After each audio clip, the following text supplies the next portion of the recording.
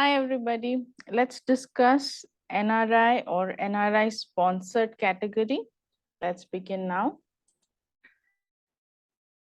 So yes, this is part of our form filling queries that you may have. Okay, a lot of students who are NRI themselves, right? Students from Oman, from Qatar, wherever you may be, right? Who are NRI themselves, or students who are looking to be sponsored by an NRI. So this particular video is for such students, okay? So these are the questions we received so far.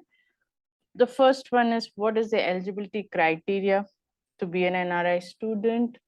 Secondly, who can be my NRI sponsor, or how to apply under the sponsorship category, right? And does all national law universities have this category of seats under this category, let's say? And finally, what is the tuition fee for such students? Students who want to avail a seat under NRI or NRI sponsored reservation. So we're going to answer all this in detail, okay?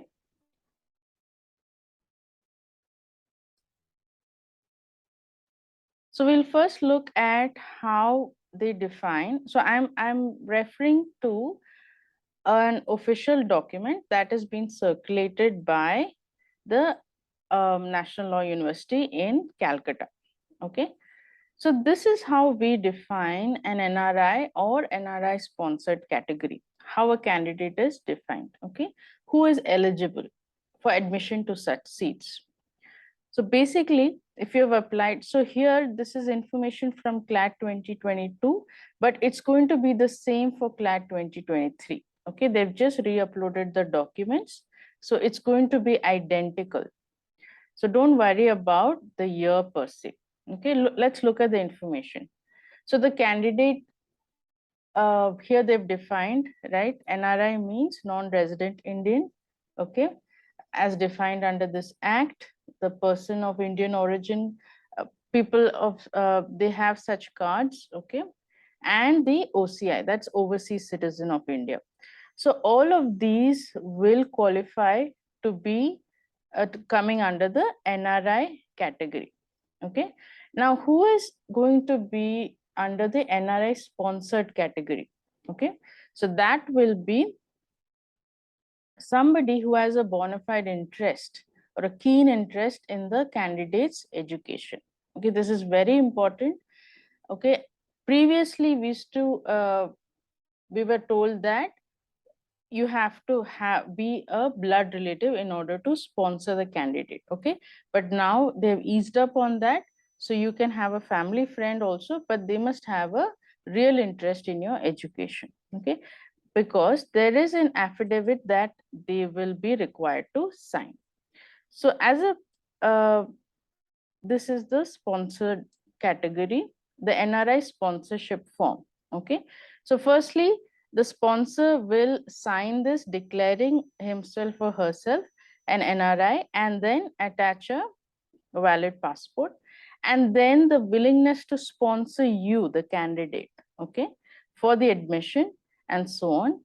And this is an undertaking that they will basically they promise to bear the expenditure for your studies, okay, until the completion of course. Okay, so that this is something you need to remember.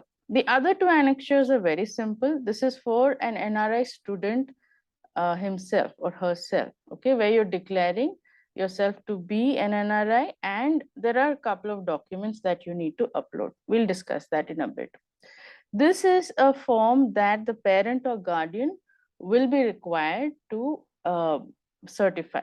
Okay, they will sign it and they will declare you as a son or daughter or a blood relative. Okay, and this is the basis for admission under this category, which is the NRI or NRI sponsored category. Okay, totally in NUJS Calcutta, there's only 20 seats. Okay, you will see this information here.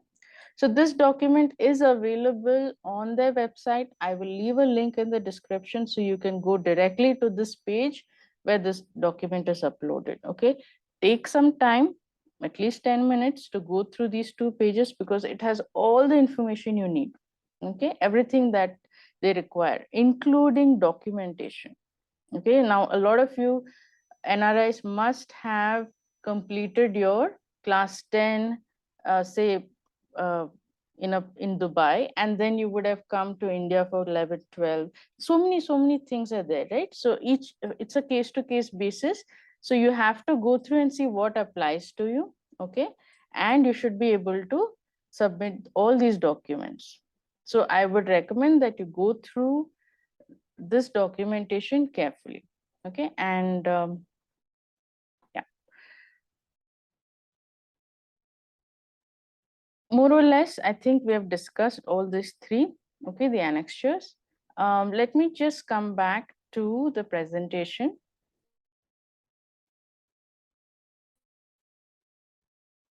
So we've discussed what is the eligibility criteria, who can be a sponsor, how to apply under this. Okay, and let's look at how many national law universities have this particular category, also the tuition fees. So let's look at that.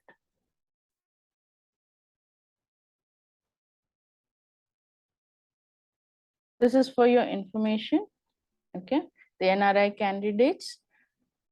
So one thing a lot of students do find cumbersome is the process of getting an NRI certificate. Okay, because you have to take an appointment at the embassy, submit your documents, and then there is a wait period to get the same.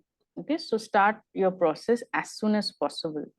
And regarding NRI sponsored candidates, get in touch with your sponsor.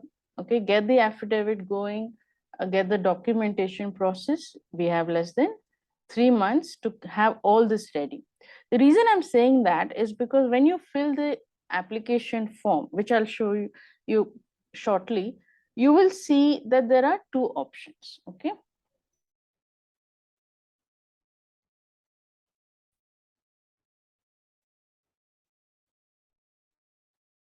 I hope you can see the screen. This is the application form. Okay, and you will see this question here. Do you want to apply for NRI reservation category?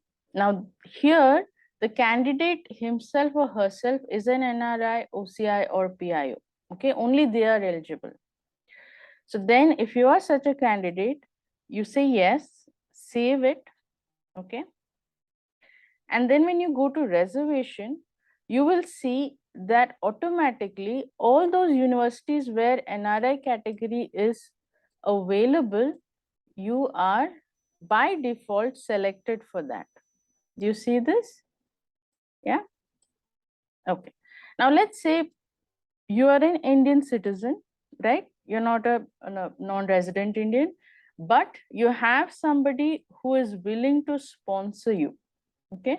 Then you say yes here, save it, go to reservation, and you will see automatically they have put you under the NRI sponsored category. All right. I hope this is clear.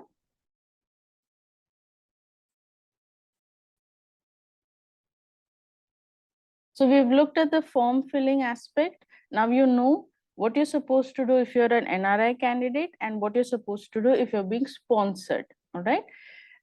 This is just an example, but this is the fee per annum. Per year, it is USD 6,000. And that's just tuition fee. You will have hostel charges and so on. So let's look at the national law universities where such reservation is given.